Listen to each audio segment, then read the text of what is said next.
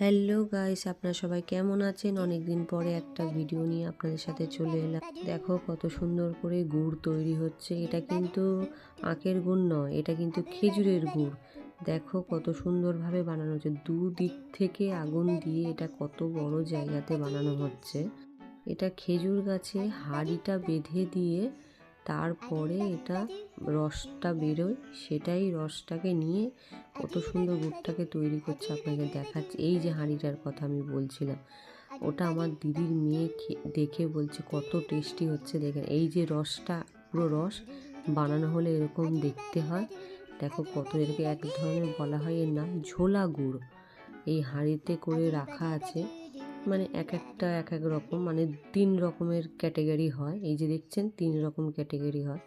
আমার দিদি এটা চেক করে দেখছে কত সুন্দর, কোনটা বেশি ভালো সেটাই আমরা নেব। আমরা 3 কিলোর মতন নিয়েছিলাম। আমাদের এইটা ফার্স্টেরটাই আমরা বললাম সব থেকে ভালো যেটা সেটাই আমাদের দাও। আমার দিদি খেয়ে বলছে হেভি, খুব সুন্দর। কিন্তু ভিডিওটা ভালো লাগে লাইক কমেন্ট শেয়ার অবশ্যই করবেন। টাটা। দেখুন আমার দিদি দেখাচ্ছে কত সুন্দর এগুলো। বাই বাই বন্ধুরা।